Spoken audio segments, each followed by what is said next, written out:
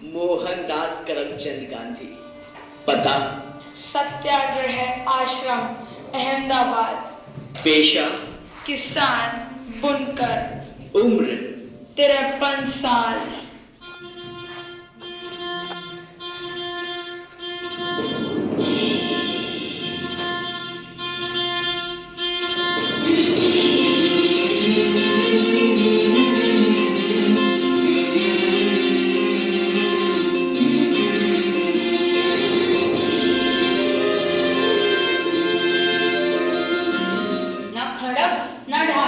फिर भी पूरा देश आपके साथ। बिना गांधी भारत के बारे में सोचना भी संभव बना दिया।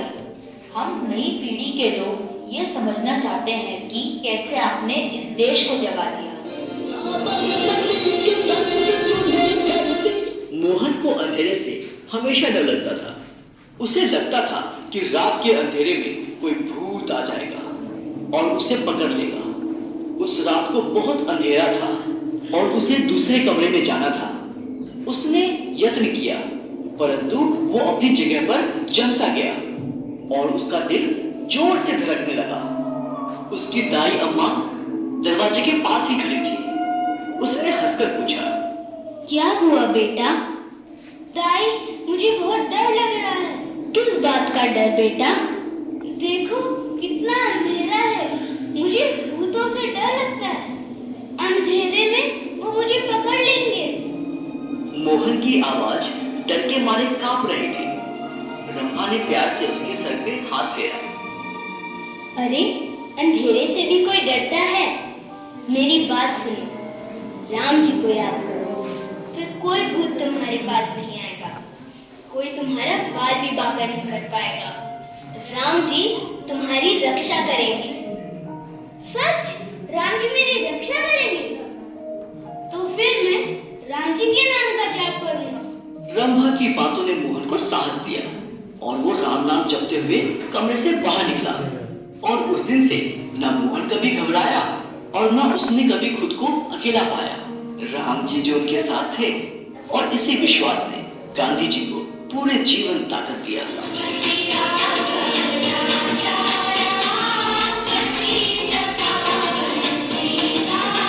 मोहन राजा हरिश्चंद्र का नाटक देखना चाहता था। वो अपने पिताजी के पास गया। पिताजी, चलो ना नाटक देखने चलते हैं। कौन सा नाटक बेटा? राजा हरिश्चंद्र। मगर वो काम में बहुत व्यस्त थे। देखो बेटा, मैं काम में थोड़ा व्यस्त हूँ, किसी और दिन चलते हैं। तो पिताजी, क्या मैं अपने दोस्तों के साथ चली जाऊँ? ठीक है, पर अपना ध्यान रखना। और हाँ, नाटक खत्म होते ही सीधा घर आ जाना। नाटक में राजा हरिश्चंद्र अपना वचन निभाने के लिए अपना राज्य, पत्नी और बच्चों को खो देता है। नाटक के अंत में सभी की आंखों से आंसू निकल आए। इस कहानी ने मोहनदास के मन पर बहुत गहरा प्रभाव डाला। उसने सोचा कि उसे भी राजा हरिश्चंद्र की तरह ऐसी शक्ति मिल जाए जिससे वे सत्य के खातिर किसी भी संकट का सामना कर सके। वो एक महान आदमी थे। उन्होंने सत्य के लिए अपना परिवार और राज्य दांव पे लगा दिया था। यह नाटक बहुत ही अच्छा है।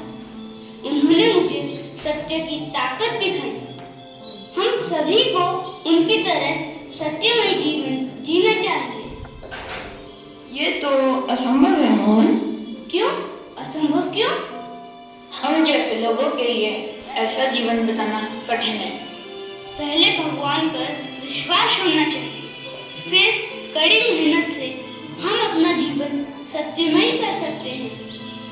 आज इसी क्षण से मैं सिर्फ सत्य के राह पे चलूंगा। मोहन, ये इतना आसान नहीं है। चलो देखते हैं। और उस दिन से मोहन ने सत्यमय जीवन बिताना शुरू किया। बड़ा होकर उसने अपना जीवन सत्य के लिए दांव पर लगाया। सत्य और साहस ने उसे जीवन के अत्यंत कठिन परीक्षा में सफल बनाया, जिसे देखकर सारा संसार चकित रह गया।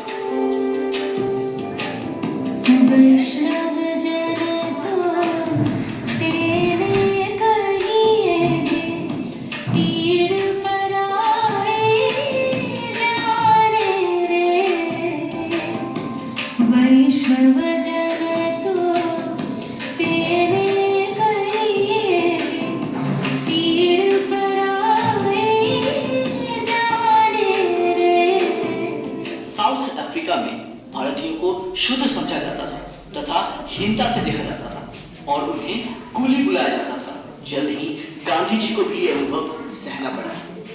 गांधी जी रेलवे के प्रथम श्रेणी से प्रिटोरिया जा रहे थे और बीच में एक यूरोपियन यात्री वहां दाखिल हुआ और उसने गांधी जी को देखा। तुम यहाँ क्या कर रहे हो? चलो निकल जाओ यहाँ से। लेकिन मेरे पास यहाँ का टिकट है, मैं यहाँ पे बैठ सकता हूँ। लेकिन ये कोच सिर्फ घोड़ों के लिए है। तुम यहाँ से निकलो वरना मुझे स्टेशन मास्टर का कंप्लेन करनी पड़ेगी। मेरे पास इसी श्रेणी का टिकट है और मुझे यहाँ बैठने का पूरा हक है। उस आदमी ने स्टेशन मास्टर से शिकायत की। इस कुली को बाहर निकालो और इसको तीसरे दर्जे में डालो। गांधी जी ने उनसे बहस करने की कोशिश की पर उनकी बात किसी ने नहीं सुनी। तुम ऐसा नहीं कर सकते, मेरे पास प्रथम श्रेणी का टिकट है। अब मुझे तुम्हारे साथ जबरदस्ती करनी पड़ेगी। पुलिस वाले ने गांधी जी को उनके सामान के साथ बाहर धकेल दिया।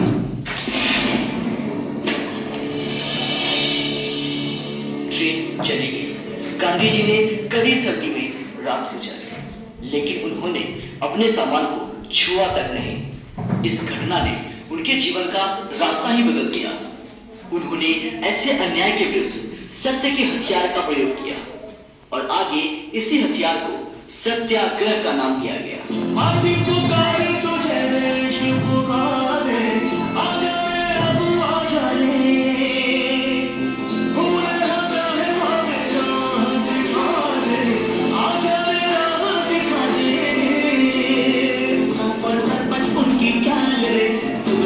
बदले से वो चलते सीना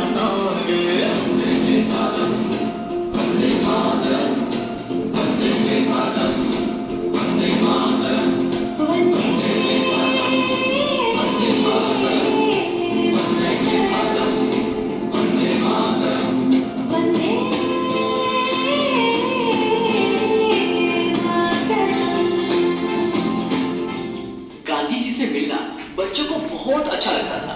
एक दिन एक छोटा बच्चा गांधी जी की पोशाक देखकर बहुत दुखी हुआ। उसे आश्चर्य हुआ कि इतना महान व्यक्ति कुर्ता भी नहीं पहनता। वो गांधी जी के पास गया। गांधी जी, आप कुर्ता क्यों नहीं पहनते? बेटा, मैं एक गरीब आदमी हूँ, मैं कुर्ता नहीं खरीद सकता। आप चिंता ना कीजिए, मेरी माँ आपके लिए नया कुर्ता सिलवा देगी। तुम्हारी माँ ठीक है, पर वो मेरे लिए कितने कुर्ते सिलवाएगी? जितने आप चाहो। सिर्फ मैं अकेला ही कुर्ता पहनूं, ये अच्छा नहीं लगता।